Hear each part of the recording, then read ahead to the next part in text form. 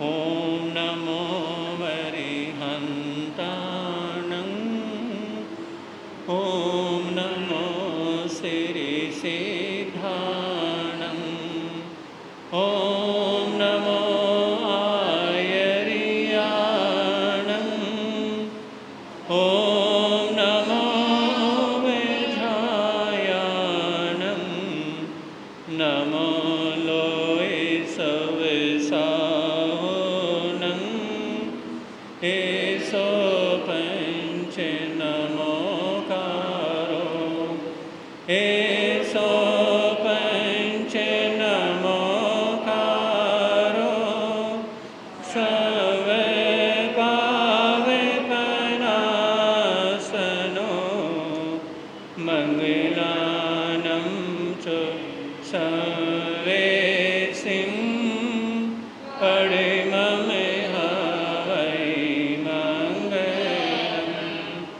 मंगलानं च सवेसिं पड़िममेहावै मंगलम्।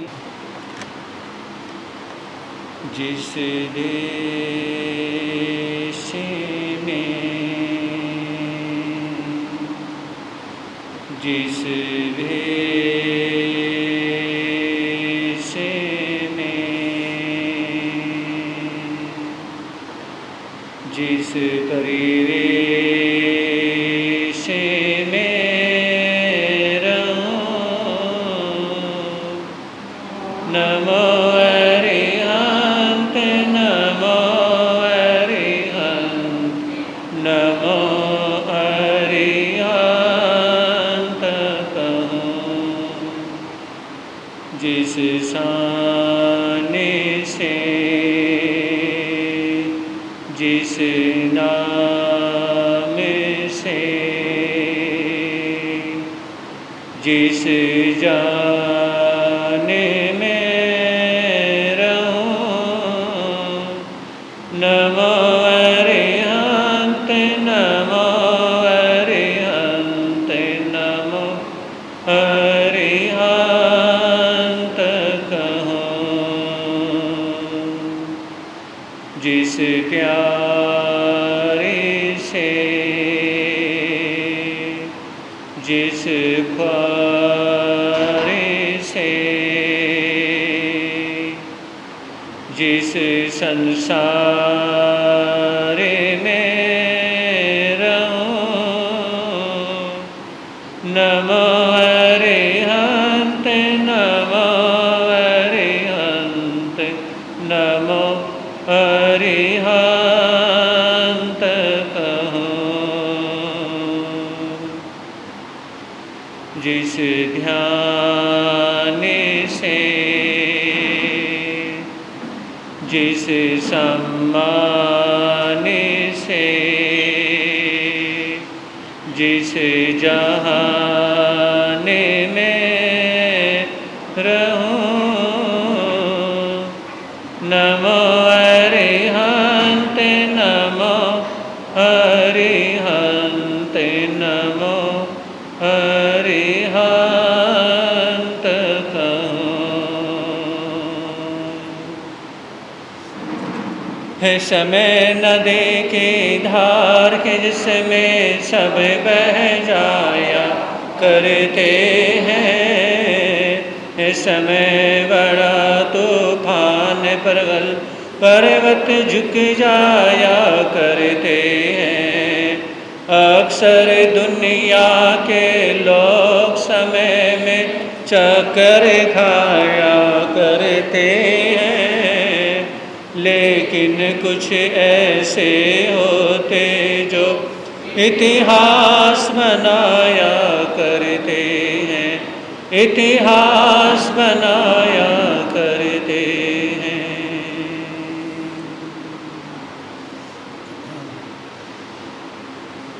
चरम तीर्थंकर श्रवण भगवान महावीर स्वामी के चरणों में कोटि से वंदन अभिवंदन। पूज्य गुरुदेव के पावन चरणों में असीम आस्था के साथ कोटि से वंदन अभिवंदन।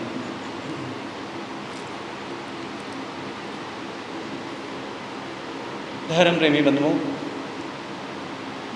सुनेंगे आप लोग नीति के बोलों में 3 शब्द आते हैं।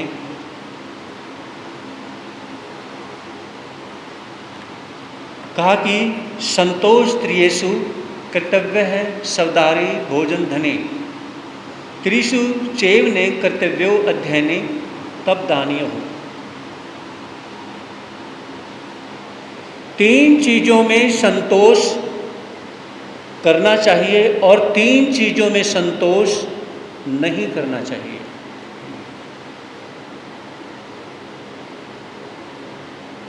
तीन चीज़ें ऐसी हैं, अगर इंसान उन 3 चीज़ों में संतोष कर ले,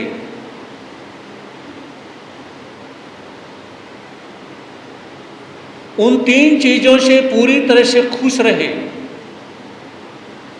उसकी जिंदगी में किसी भी प्रकार की कोई उथल पुथल नहीं मच सकती है। या यूं कहें कि उसकी गृहस्थी खराब नहीं हो सकती, या यूं समझे कि वो परिवार के अंदर, समाज के अंदर अपनी लाइफ को बड़े प्यार से जी सकता है। वो 3 बातें हैं, अपनी पत्नी, भोजन और धन। अपनी पत्नी, भोजन और धन, इन 3 चीज़ों से इंसान को हमेशा सेटिस्फाई, या यूं समझे कि इन 3 चीज़ों में संतोष रखना चाहिए। अगर इन 3 चीज़ों में संतोष आ जाता है तो फिर बहुत सारी टेंशन, परेशानियां जिंदगी की खत्म हो जाती हैं। अक्सर हम जब भी लड़ाई करते हैं, जब भी परेशानी खड़ी करते हैं, या हमारी ज़िंदगी में जब कोई उथल पुथल मचती है या ज़िंदगी के अंदर बैलेंस बिगड़ता है, तो ये जो 3 चीज़ें हैं, इनमें असंतुष्टि की भावना होने से होता है। इन 3 चीज़ों में असंतुष्टि की भावना,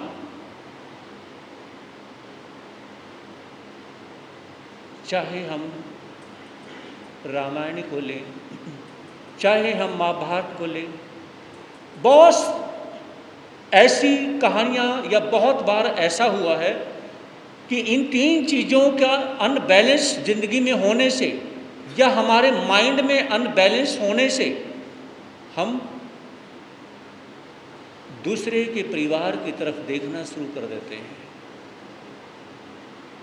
हरियाणा में एक कहावत आती है, एक कहावत प्रसिद्ध है, गाड़ी और नारी दूसरे के घर चलती ही अच्छी लगती है। क्या समझे? गाड़ी और नारी दूसरे के घर चलती ही अच्छी लगती हैं, लेकिन अपने घर में जब ये चीज़ें आती हैं तो जिंदगी का बैलेंस या अनबैलेंस होना, ये अपने ऊपर डिपेंड करता है। क्योंकि इनके साथ बैलेंस बना के चलना, जिसमें नारी की कोई गलती या गाड़ी की गलती नहीं बता रहा हूँ, अपने ऊपर डिपेंड करता है कि आप जरा से अनबैलेंस हुए नहीं और आपकी गाड़ी एक्सीडेंट हुई नहीं। गाड़ी भी एक्सीडेंट कर देती है, और नारी के साथ, अपनी पत्नी के साथ अगर विचारों का सामंजस्य नहीं बैठता है, अगर वहाँ पर हमारा दिल या मन उनसे खुश नहीं होता है, मतलब कि ये मेरे गृहस्थी को बसा सकती हैं, वहाँ पर मन मुटाव हमारा होता है, तो ये कहते हैं कि जब नारी खुश होती है तो उस घर को आबाद कर देती है, और नारी अगर नाराज होती है तो उस घर को बर्बाद कर देती है।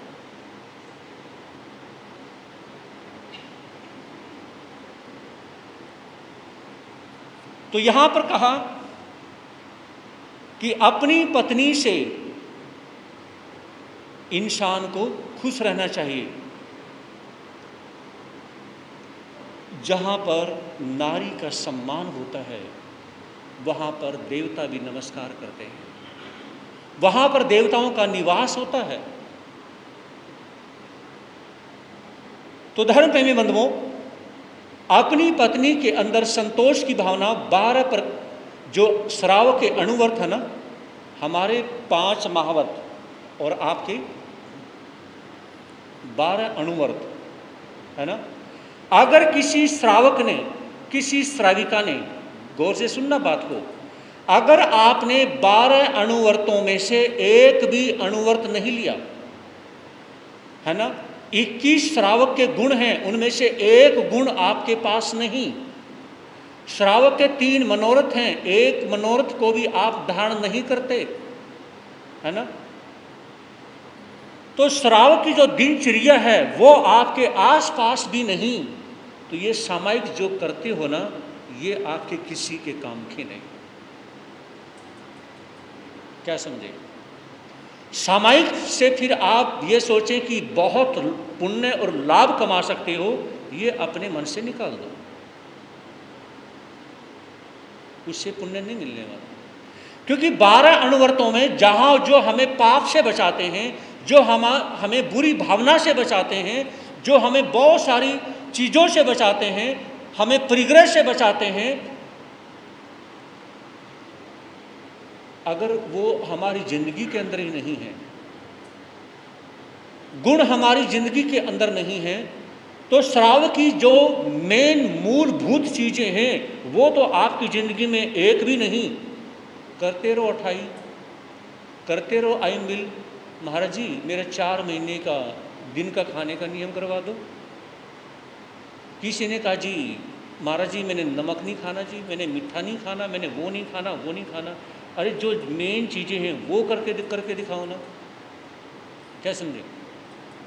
जो मेन चीज़ें वो तो एक भी नहीं। अगर वो नहीं, मान लीजिए एक इंसान शराब पी करके, और फिर क्या है, शराब पीने के बाद में ये कहे कि मेरा दिमाग बिल्कुल सही है, अनबैलेंस नहीं है ना, तो अनबैलेंस कैसे नहीं हो सकता ये बताइए? क्या वो अनबैलेंस नहीं हो सकता? तो ये विचार करने की जरूरत है कि अब अनबैलेंस कैसे नहीं होगा। 12 अणुवर्त में से एक भी अणुवर्त जिंदगी के अंदर नहीं। याद रखें, हमें जो बांध के रखते हैं, हमारे व्रत बांध के रखते हैं, हमारे महाव्रत बांध के रखते हैं, और आपके पास एक भी अणुवर्त नहीं, तो आप किस चीज़ में बंध के रहोगे? बताओ,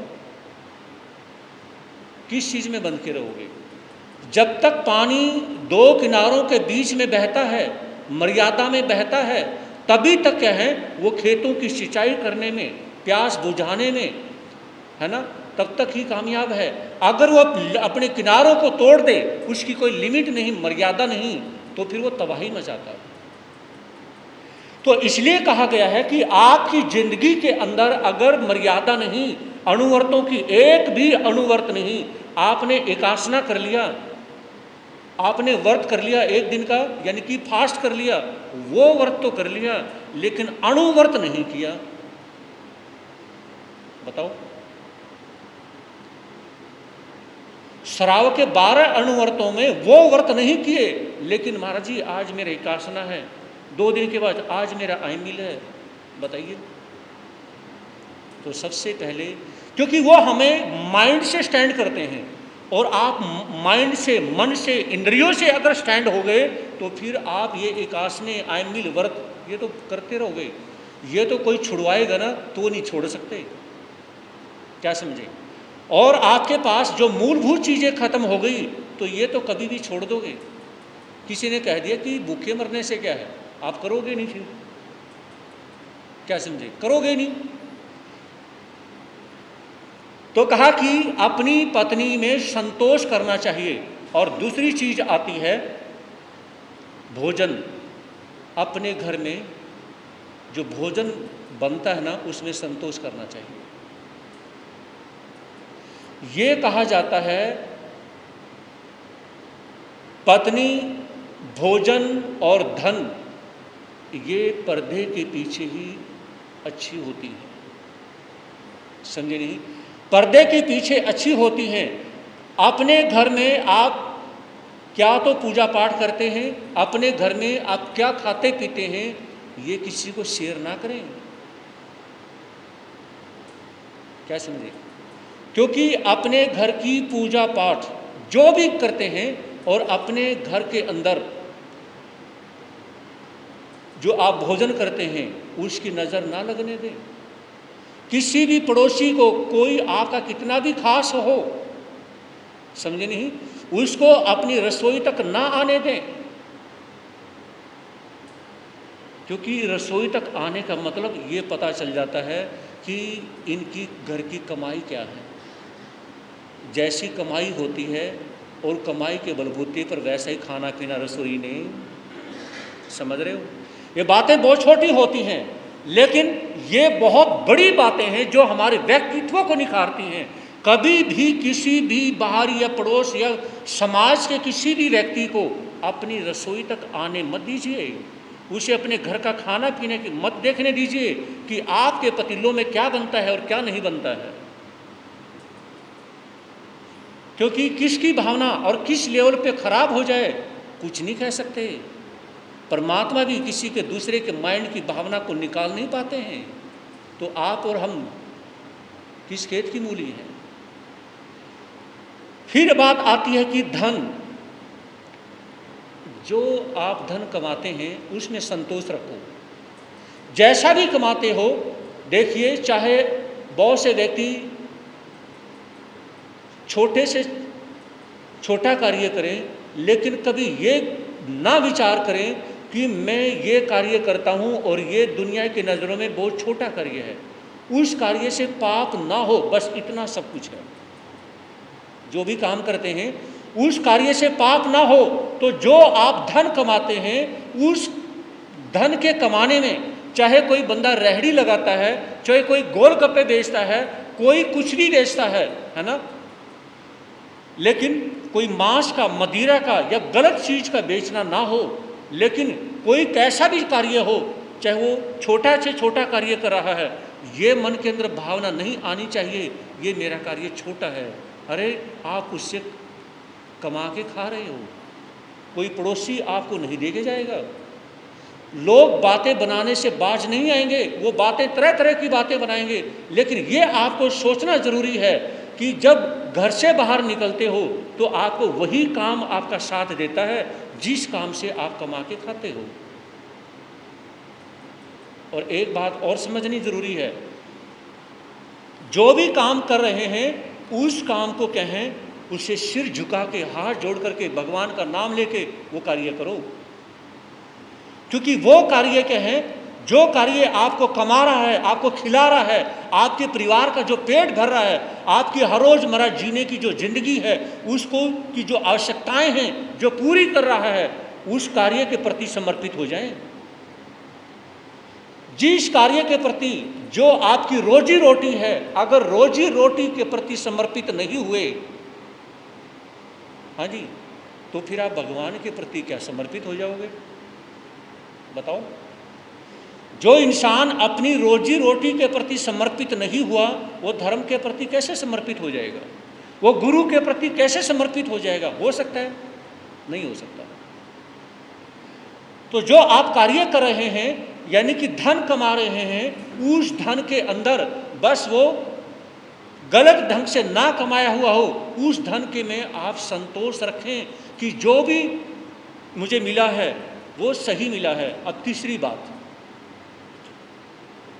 जैसा भी आपका काम है और जितना भी आपके पास पैसा आता है, मैं जिस लायक हूं उतना मेरे पास पैसा आ रहा है। हाँ जी, बात समझ आ रही है? मैं जिस लायक हूं उतना मेरे पास पैसा आ रहा है, उतना कायम है।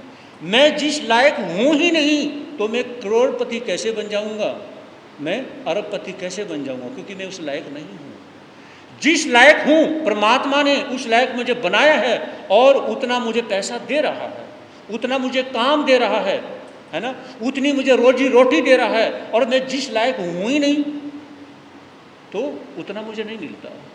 तो फिर रोने धोने से फायदा क्या है? हाँ जी, समझे नहीं?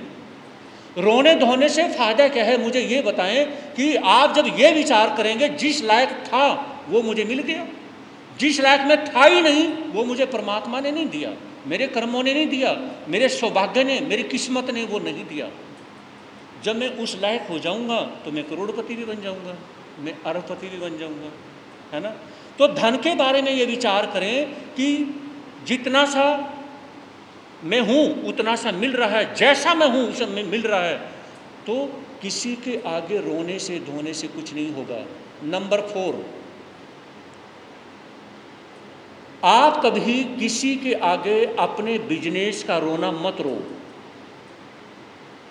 संतों को छोड़ करके, ये बात समझ आ रही है, संतों को छोड़ करके किसी भी समाज के व्यक्ति के सामने, चाहे कोई रिश्तेदारी में है, कोई भी है, किसी के सामने रोना मत रो कि हमारा बिजनेस बढ़िया नहीं चल रहा।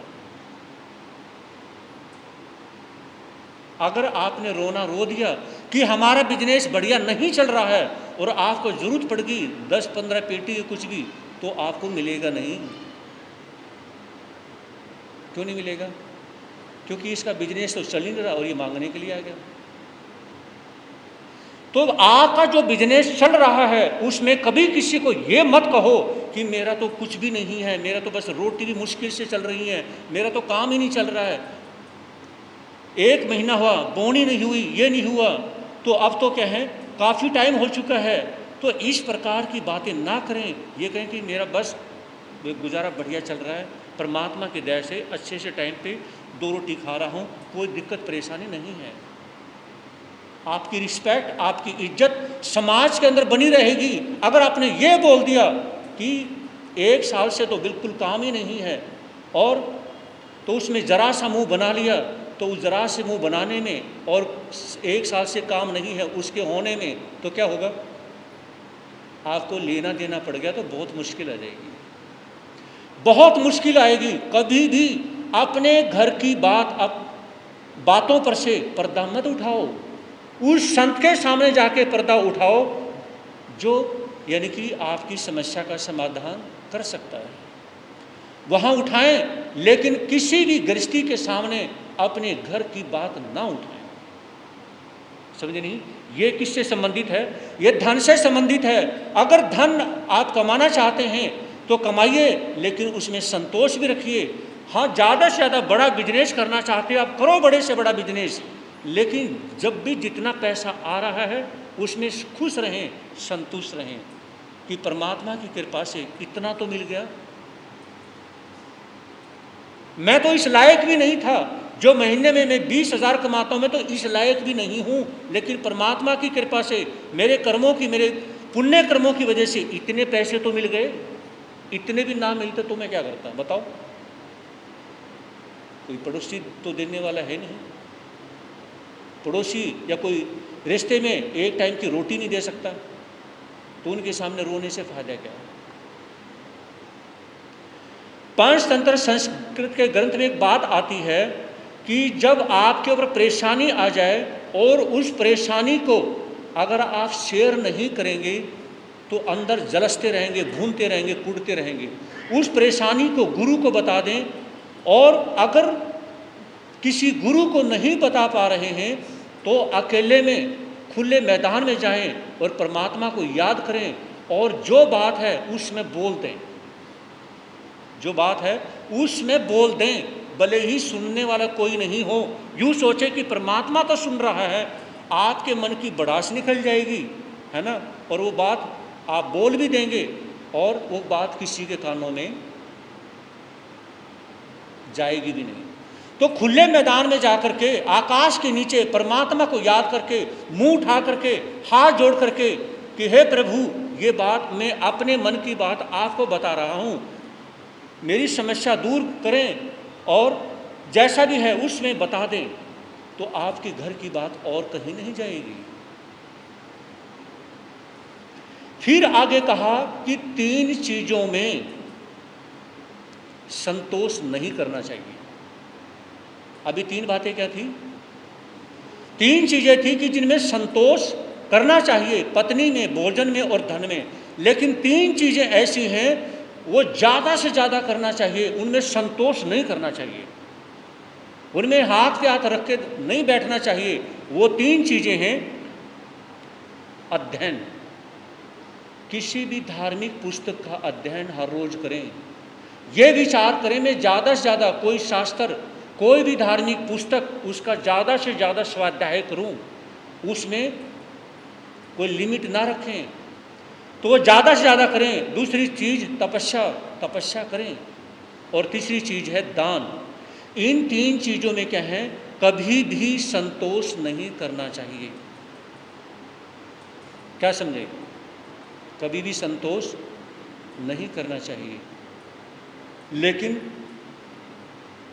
ये विचार करें कि आप, जैसे मैंने दान के बारे में 2-3 दिन पहले भी कहा था कि थोड़ा थोड़ा ज़रूर निकालें, या अपने घर के अंदर गुल्लक रखें और उसमें क्या है, साल में अपने समाज के अंदर जो गुल्लक रखा है उसमें डाल दें। हर रोज़ अपने घर के अंदर गुल्लक रखें, रोज़ 1, 2, 3, 4 सिक्के डालते रहें, और साल में आएँ और वो समाज के दान पात्र में खाली कर दें।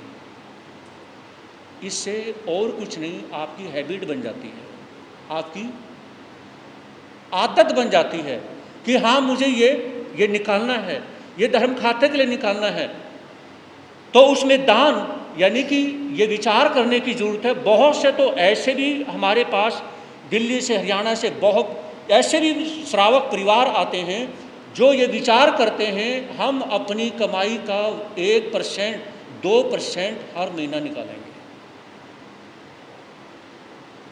कुछ बात समझ आ रही है? यहाँ पे आप लोग इस पॉइंट में बहुत पीछे हैं। तो ये विचार करें कि मैं अपनी कमाई का 1%, 2% या जितना भी आप ठीक समझते हैं, अगर कोई 1% भी नहीं निकालता है तो बताइए, ये विचार करिए, तो वो अच्छा करता है, गलत करता है, ये आप ही विचार कर सकते हैं। तो कहा कि अध्ययन करने में कभी भी संतोष मत धारण करो। ज़्यादा से ज़्यादा अपने शास्त्र का, जो भगवान महावीर की वाणी 32 शास्त्रों में निहित है, अंकित की गई है, तो उन शास्त्रों का स्वाध्याय करें और तपस्या करें। जब भी आप तपस्या करें तो उसमें विचार करें, हे प्रभु 1 अठाई हुई है, 1 अठाई और हो जाए, है ना, 2 अठाई हुई है, अब मास खमन हो जाए। तो चातुर्मास में ज़्यादा से ज़्यादा 28 तपस्या बेले तेले करने का भाव रखिए और ज़्यादा से ज़्यादा दान देने का भाव रखिए। आदमी जो जीवन में खोता है या पाता है, जाते जाते दुनिया में यादें छोड़ जाता है। आदमी जो जीवन में खोता है या पाता है, जाते जाते दुनिया में यादें छोड़ जाता है। सुन रहे आप लोग?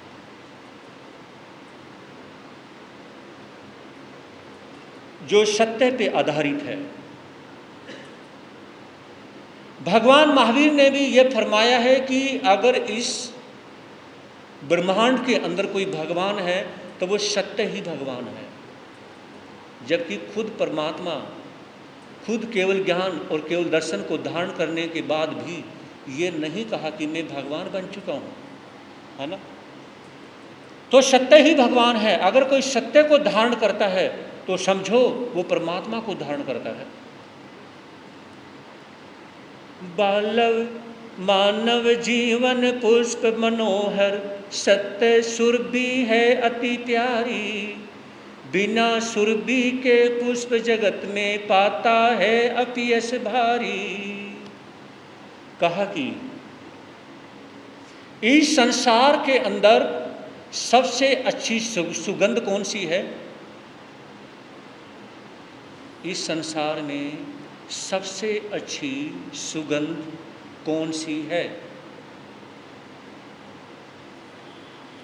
कहा कि सबसे अच्छी सुगंध सुरभि जो है ना, वो मानव जीवन सबसे अच्छी सुगंध है।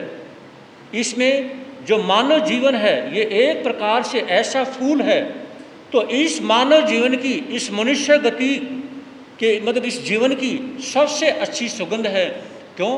क्योंकि यहाँ पर हम बहुत कुछ प्राप्त कर सकते हैं। इससे बढ़कर के दूसरा कोई फूल ही नहीं है। ब्रह्मांड के अंदर अगर कोई सबसे अच्छा फूल है वो मानव जीवन का फूल है और इसकी सबसे अच्छी सुगंध है। और ये कहा, जिस मानव जीवन के अंदर अगर इंसानियत रूपी सुगंधी नहीं है तो बहुत ज़्यादा अपयश, बेइज्जती को प्राप्त होता है। जहाँ इंसानियत खत्म हो जाती है तो यूं समझिए कि उसकी खुशबू खत्म हो गई। तो मानव जीवन के अंदर सबसे अच्छा फूल, यहाँ पे जो संज्ञा दी है कि मानव जीवन का सबसे अच्छा फूल है और उसकी इंसानियत रूपी सुगंधी उस जीवन के अंदर है। नश्वर मृत्यु तन नश्वर, वैभव नश्वर मानव जीवन है। अविनाशी बस एकमात्र ये त्रिभुवन में सच का धन है। भारत ने भगवान सत्य की महिमा को पहचाना था। अस्तु भूमि से स्वर्ग लोक तक कीर्ति वितान बिताना था। ये मानव का चूल्हा नश्वर है, ये वैभव सब नश्वर है। संसार के अंदर एक भी ऐसी चीज नहीं जो हमेशा हमेशा के लिए रहने वाली है।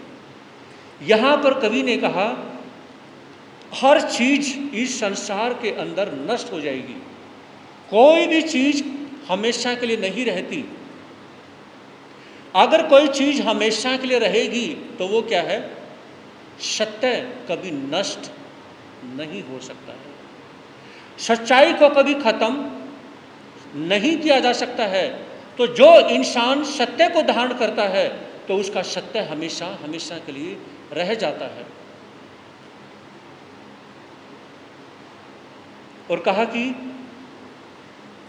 भगवान ने सत्य की महिमा को पहचाना था और इस धरती से स्वर्ग लोक तक सत्य की महिमा के गीत गाए जाते हैं। सत्य धर्म की रक्षा के हित सब कुछ अर्पण कर दीना। सत्य देव का प्राणों की बलि देकर भी पूजन कीना। ऐसे बहुत कम लोग मिलते हैं जिन्होंने धर्म की रक्षा के लिए, सत्य की रक्षा के लिए अपने प्राणों को अर्पण कर दिया, जिन्होंने अपने प्राणों की बलि दे करके सत्य रूपी भगवान की पूजा की है। ऐसे लोग संसार के अंदर बहुत कम मिला करते हैं जो अपनी बलि दे दें, यानी कि अपने प्राणों को न्यौछावर कर दें और फिर अपने सत्य रूपी भगवान की वो पूजा करें। ऐसे लोग जल्दी से देखने में नहीं मिलते हैं। पता तुम्हें है राम राज्य तज सहे दुख के झटके क्यों। पता तुम्हें है भूप युधिष्ठिर वन प्रतिवन में भटके क्यों। सत्य वीर थे प्रण प्रतिपालक, सत्य नहीं अपना छोड़ा। अतएव भारतीय जनता के घट घट से नाता जोड़ा। तो यहाँ पर कहा कि आप लोगों को पता है कि उस परमात्मा ने, उस मर्यादा पुरुषोत्तम भगवान श्री राम ने दुख क्यों सहन करे, राज्य को क्यों त्याग कर दिया। क्या राज्य का क्यों त्याग किया और इतने सारे दुख 14 साल तक उन्होंने क्यों सहन किए। सत्य के लिए उन्होंने राजपाट छोड़ दिया, सत्य के लिए उन्होंने दुखों को स्वीकार किया। तो जो इंसान सत्य के लिए सब कुछ छोड़ देता है तो वो पूजनीय बन जाता है। जो ये विचार कर लेता है, देखिए कोई भी जो वैरागी है, वैरागन है, लड़का लड़की जब ये विचार करते हैं कि एक दिन मुझे भी इस संसार से जाना है, समझे नहीं तो जिनका शरीर पूरी तरह से ठीक है उन्हें घर परिवार छोड़ने की ज़रूरत क्या है, मुझे ये बताओ, बताइए। उनका शरीर काम करता है, उनका दिमाग काम करता है, उनका मन काम करता है। अरे जब सब कुछ काम करता है, फिर हाँ साधु साध्वी कोई ऊपर से तो टपकते नहीं। आपके घरों के बच्चे हैं, आपके घरों के ही बच्चे हैं ये संत साध्वी, कोई ऊपर से नहीं टपकते हैं। तो जो सत्य को समझ लेते हैं कि ये शरीर नश्वर है, ये जो हमारी सांसें हैं एक दिन रुकेंगी, हम भी एक दिन शरीर छोड़ करके इस संसार से जाएंगे। कोई छोटी उम्र में समझ लेता है, कोई बड़ी उम्र में समझ लेता है, और बहुत से लोग ऐसे होते हैं जो जानते हैं, समझते हैं, लेकिन वो समझना ही नहीं चाहते हैं। वो ये विचार कर लेते हैं, जब वो पाप करते हैं तो हंस के पाप करते हैं। किस लिए करते हैं? तुझे तो मरना ही नहीं है, तेरी उम्र 85 की तो हुई अभी तो तेरी उम्र 55 साल की हुई है, अभी तो 60 की तो हुई है, कौन सा तेरी 90 साल की उम्र होगी जो मरने का टाइम आ गया, है ना। तो लोग ये विचार करते हैं अभी 90 साल का नहीं हुआ मैं, अभी तो 50-60 साल का ही हूँ, मेरा भी मरने का टाइम नहीं आया। ये विचार कर लेते हैं। फिर जब ये विचार करते हैं तो क्या करते हैं? वो दुख हंस के भोगते हैं। क्या करते हैं? दुख हंस के भोगते हैं। तो यहाँ पे कहा भगवान श्री राम ने, उस मर्यादा पुरुषोत्तम ने इसलिए राजपाट को छोड़ दिया क्योंकि उन्होंने सत्य को समझ लिया था। उन्होंने सत्य को समझ लिया था, सत्य को धारण कर लिया था। सत्य को धारण करने के बाद में फिर कोई किसी राजपाट में या किसी चीज़ के आकर्षण में या किसी चीज़ के लगाव में या किसी चीज़ के मोह में फिर वो इंसान नहीं पड़ता। वो इसलिए नहीं पड़ता कि मुझे फालतू की ऊल जुलूल बातों से कोई भी लेना देना नहीं है। और कहा कि युधिष्ठिर भी अपने 4 भाइयों को लेकर के और द्रौपदी को लेकर के जंगलों में भटकते रहे। नींद तो नहीं आ रही?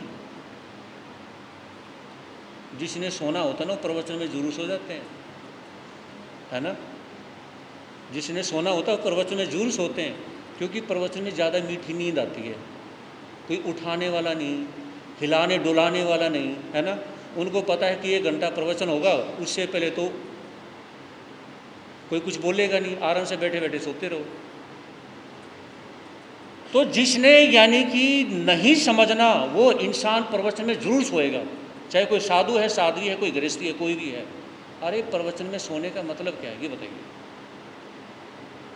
कभी कभार नींद आ जाए बात अलग है, लेकिन अगर प्रवचन में भी नींद आ रही है, थोड़ा समझिए, विचार करिए, अपने आप को कंट्रोल करिए। 1 दिन की बात हो, 2 दिन की हो, बहुत से ऐसे लोग मिलेंगे उन्होंने डेली सोने से मतलब, है ना। तो यहाँ पे फरमाया कि युधिष्ठिर जो है अपने भाइयों को लेकर के जंगल में क्यों भटके? क्योंकि उन्होंने सत्य को समझ लिया था, ये विचार कर लिया था कि हमें जंगल में जाना जरूरी है। और जंगल में इसलिए भी जाना जरूरी है क्योंकि असली जो अकल है वो जंगल में जाने के बाद में ही, जंगल में जाने के बाद आती है। अब मैं एक बात कहूँगा, कमेंट्स करूँगा मैं किसके ऊपर? लंबी सांस मत लो, तुम्हारे ऊपर कमेंट नहीं कर रहा मैं, अपने ऊपर कर रहा हूँ मैं। अब सारे खुश हो गए। देखिए, हम जितने भी साधु साध्वी हैं, हमारा जो पब्लिक करियर है, समझ रहे हैं, पब्लिक के लिए हमारा जो करियर है, तो इसमें पब्लिक के बीच में रहते हुए हम जितने भी साधु साध्वी हैं, कोई खट्टा खाता है, चाहे कोई मीठा खाता है, कोई नमकीन खाता है, किसी ने व्रत कर लिया, किसी ने बेला कर लिया, किसी ने कुछ कर लिया, हम सब सारे के सारे एक जैसे ही हैं। मेरी बात समझ आ रही है?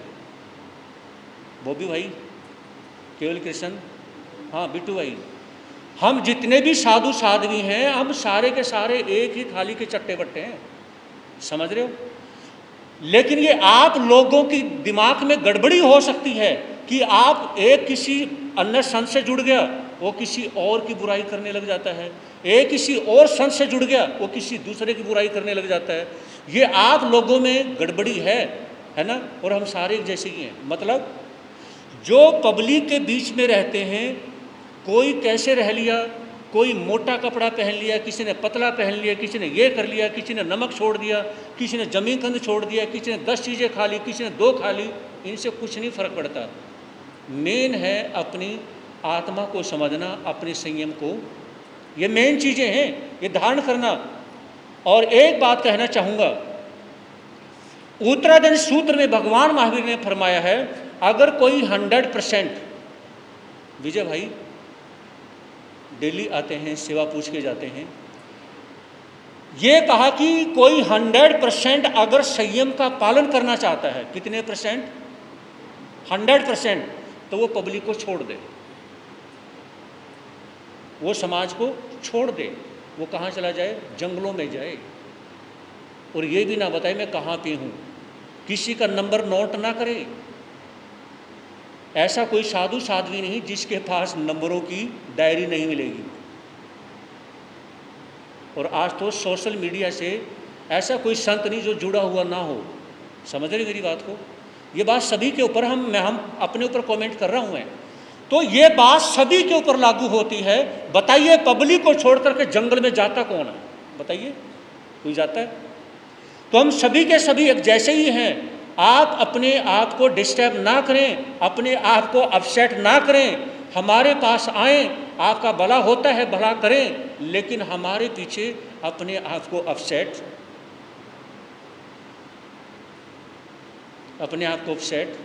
ना करें। जिससे आपका भला होता है उससे जुड़ के रह लें, उससे ज़्यादा जुड़ जाएं, लेकिन किसी की बुराई ना करें। क्योंकि हम पब्लिक के बीच में रहने वाले जितने भी संत साध्वी, हम सारे एक जैसे ही हैं। लेकिन जो पब्लिक को छोड़ करके जो जंगलों में चले गए हैं, वो हमसे अलग हैं। हमसे अलग कौन है? बोलोगे नहीं क्या? जो यानी कि जंगलों में चले गए हैं। अब जंगलों में किसी ने जाना नहीं, यही तुम्हारे बीच में रहना है, और यही रोटी खानी है, यही मांग के खाना है, और सारे काम यही पूरे करने हैं। तो बताइए फिर कौन छोटा और कौन बड़ा? दीक्षा की दृष्टि से छोटे बड़े हैं, बाकी सारे जैसे ही हैं जी। समझ रहे हो? कोई आप लोगों को बुरी शिक्षा तो नहीं देता, कोई संत, कोई आपका नुकसान तो नहीं करता, कोई मिसगाइड तो नहीं करता। फिर काहे अपसेट होते हो? खुशी में रहो, मस्ती में रहो। तो अपने क्षेत्र में आइए, प्रवचन सुनिए, और क्या है, अपने कर्म काटिए। याद रखिए, अगर ये बात दिमाग में सेट हो गई तो बहुत ज़्यादा क्या है, बहुत ज़्यादा रिलैक्स हो जाओगे। गलत तो नहीं कहा? चाहे कोई भी है, वाइट कलर वाले, रेड कलर वाले, जो भी कपड़े वाले, जो भी संत साध्वी हैं, अगर ये बात मेरी दिमाग में बैठ गई तो कोई आपको अपसेट नहीं कर सकता, और ना आप अपसेट नहीं हो सकते। मतलब जुड़ें, जिस संत से जुड़ना हो जुड़ो, लेकिन उस संत से जुड़ने के बाद में किसी और की बुराई मत करो। आप उसके बारे में अच्छा नहीं बोल सकते तो बुरा भी मत बोलो।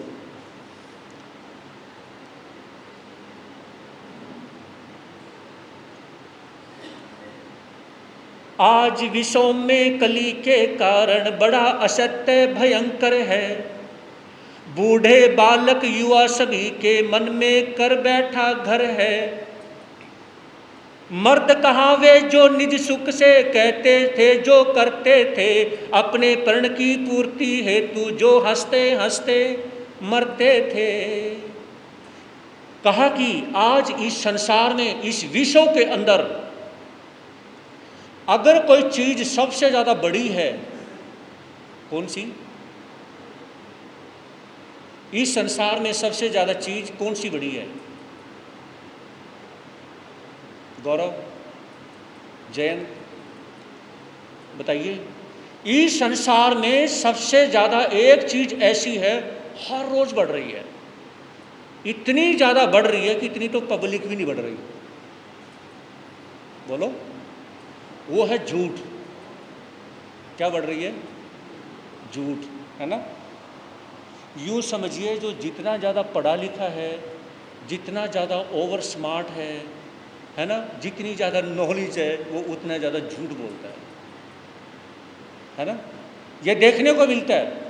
तो ये कहा कि इस संसार के अंदर सबसे ज़्यादा कोई चीज़ बढ़ रही है तो वो झूठ बढ़ रहा है, और जो सबसे ज़्यादा चीज़ घट रही है तो सत्य घट रहा है। देखिए बड़ी गजब की बात है, एक अनमोल खजाना हमें यहाँ से मिल रहा है। आप अपने ऊपर यह विचार धारण करें, अपने ऊपर लागू करें कि मैं सत्य को बढ़ा रहा हूँ या मैं झूठ को बढ़ा रहा हूँ। मेरी वजह से अगर झूठ ज़्यादा बढ़ता है तो मतलब मैं पाप को ज़्यादा बढ़ा रहा हूँ। अगर आप अपनी ज़िंदगी में बहुत ज़्यादा झूठ, छल, कपट, फरेब करके गए तो ये विचार कर लेना कि आप इतना पाप करके चले गए कि जिसका कोई अंत नहीं। और ज़िंदगी में जो व्यक्ति बहुत ज़्यादा सत्य बोल के गए तो उसका भी कोई पुण्य का कोई अंत नहीं। तो यहाँ पे कहा, चाहे बूढ़े हों, बुजुर्ग व्यक्ति हों, बालक हों, जवान हो, आज हर किसी की जुबान पे झूठ ऐसे सजा हुआ है जैसे श्रृंगार किया जाता है, लिपस्टिक लगाई जाती है। हर किसी के ऊपर क्या है, हर कोई इंसान झूठ बहुत बोलता है। और ये कहा जाता है कि हंडिया के अंदर, एक छोटी सी हंडिया लो, मटकी लो, उसके अंदर जहर भर दो, उसके अंदर जहर भर दो, उसके किनारे पर दूध लगा दो, तो आज का इंसान ऐसा हो गया है। क्या कहा? आज का इंसान ऐसा हो गया है कि मटकी के अंदर जहर, किनारे तक जहर भर दिया और ऊपर किनारे के ऊपर दूध लगा दिया, और फिर वो कहते कि लीजिए। अरे ये क्या? अरे भैया इसमें दूध है, दूध पियो। जब वो टेस्ट करता है तो किनारा जब दूध का जब लगता है ना तो क्या होता है, हाँ वैसे टेस्ट तो दूध का आ रहा है, और जब पीता है तो जहर अंदर चला जाता है। तो यहाँ पर बड़ी गजब की बात कही कि हर इंसान जो है, बच्चा है, बूढ़ा है, जवान है, हर कोई झूठ को इतने प्यार से सलीफ करवा देता है जैसे तेरे से बड़ा सत्य बोलने वाला कोई है ही नहीं। और कहा कि आज संसार के अंदर वो मर्द नहीं देखने को मिलते जो कहते थे वो करके दिखाते थे। क्या कहा? जो कहते थे वो करके दिखाते थे। ऐसे मर्द, ऐसे इंसान, ऐसे आदमी आज देखने को नहीं मिलते। जो ये कह दिया कि मैंने जो जुबान से बोल दिया ना वो मैं करके दिखाऊंगा। आज सिर्फ क्या है, सवेरे कुछ, दोपहर को कुछ और शाम को कुछ और। पता ही नहीं चलता कि उसका अपना स्टैंड क्या है। ये विचार किया जाए कि हर व्यक्ति अपने बारे में सोचे कि मेरा स्टैंड क्या है, तो ईमानदारी से वो व्यक्ति अकेले में खुद ये कहेगा अपनी आत्मा की साक्षी से कि मेरा कोई स्टैंड ही नहीं है। क्या समझे? मेरा कोई स्टैंड नहीं है। जैसे ट्रेन है, बस है या फ्लाइट है, उनका कोई ना कोई स्टैंड रुकने का होता है। अगर कोई स्टैंड ना हो, ना तो फ्लाइट में बैठ सकते, ना बस में बैठ सकते, ना ट्रेन में बैठ सकते हो। तो उसी तरह से अगर आपका कोई स्टैंड नहीं तो कोई इंसान आपसे जुड़ेगा कैसे? ये बताओ कैसे जुड़ेगा? तो मेरे कहने का मतलब क्या है, आप दूसरे के बलबूते मत चलें। अगर कोई इंसान झूठा है, अच्छा नहीं है, तो कोई बात नहीं, आप अपना तो स्टैंड बनाओ, आप अपनी तो इमेज बनाओ।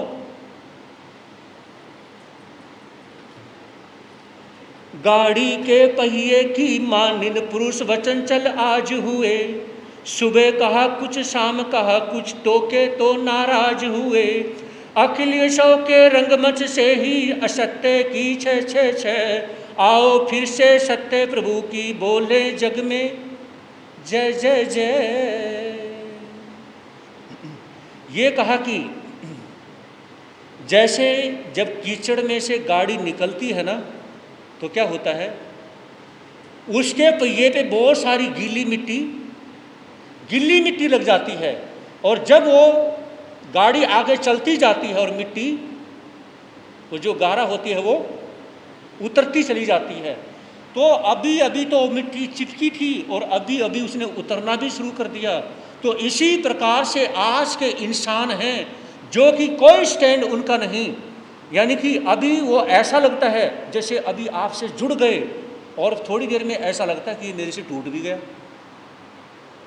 है कि नहीं? चाहे कोई रिलेशन में है, चाहे कोई फ्रेंड सर्कल में है, चाहे कोई समाज में है, ऐसा लगेगा जैसे ये इंसान मेरे से जुड़ गया, है ना। लेकिन अगले ही दिन या 2 घंटे के बाद में कुछ फीलिंग्स आनी शुरू होगी, या उसके कार्य से, या उसके बोलने से, या उसके देखने से, या कोई एक्टिविटी के करने से ऐसा होगा जैसे ये मेरे से टूट भी गया, है कि नहीं? तो आज के समय में जैसे गिल्ली मिट्टी पहिए पे लगी थी और थोड़ी देर में जैसे गाड़ी आपने आगे खिसकाई वो उतरनी भी शुरू हो गई। तो आज के इंसान का इतना सा वजूद है, आज के इंसान का इतना सा वजूद है कि वो स्टैंड ही नहीं हो पाता है। अभी लगता है कि वो धर्म के नज़दीक है, वो गुरु के नज़दीक है, वो भगवान के नज़दीक है, वो हर मानवता के नज़दीक है, वो यानी कि धर्म स्थान के नज़दीक है, और अगले दिन लगता है कि वो किसी के नज़दीक ही नहीं है। क्या समझे? वो किसी के नज़दीक नहीं है। तो ऐसे इंसान कभी भी ना तो दूसरे को जोड़ पाते हैं और ना वो खुद जुड़ अपने धर्म स्थान से, भगवान से, परमात्मा से जुड़ पाते हैं। इस संसार के अंदर अगर कोई सत्य को लेके चलता है, परमात्मा का नाम लेके चलता है, परमात्मा की वाणी को लेके चलता है, तो फिर वो एक चीज़ को नष्ट करता चला जाता है। किस चीज़ को नष्ट करता है?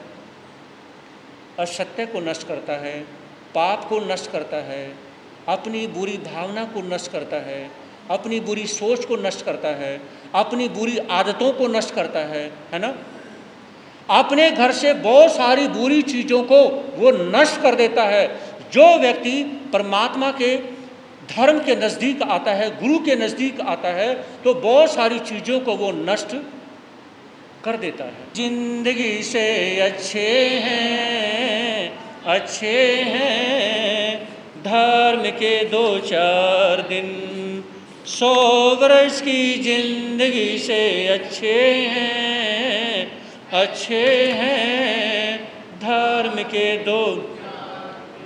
जिंदगी की हर खुशी से अच्छे हैं, अच्छे हैं धर्म के 2-4 दिन, धर्म के 2-4 दिन। फिर स्वामी की, आचार्य भगवान श्री शिव मुनि जी महाराज की, ग्रामोद्धारक श्री क्रांति मुनि जी महाराज की, चमत्कारी बाबा परम पूज्य गुरुदेव श्री प्रेम सुख जी महाराज की, प्रज्ञा मेरे श्री पूज्य गुरुदेव श्री उपेंद्र मुनि जी महाराज की जय। श्री चत्तारी मंगलम मंगलम सिद्धा मंगलम साउ मंगलम केवली प्रणंतो धम मंगलम। चत्तारी लोगोत्तमा अरिहंता लोगोत्तमा सिद्धा लोगोत्तमा साउ लोगोत्तमा केवली प्रणंतो धम लोगोत्तमा। चत्तारी शरणम पवजामि अरिहंते शरणम पवजामि सिद्धे शरणम पवजामि साउ शरणम पवजामि केवली प्रणंतो धमो शरणम पवजामि। अरिहंतों का शरण, सिद्धों का शरण, धर्म का शरण। ये 4 शरण दुख हरण जगत में, और न शरणा कोई, जो भव प्राणी करे आचरण उन्हें, उसका सदा ही। सुरेश जी जयनगर से और उनकी बहन भी दर्शन करने के लिए यहाँ पर पहुँचे, और इस समय पर ये आते रहते हैं। इनको भी साधुवाद है।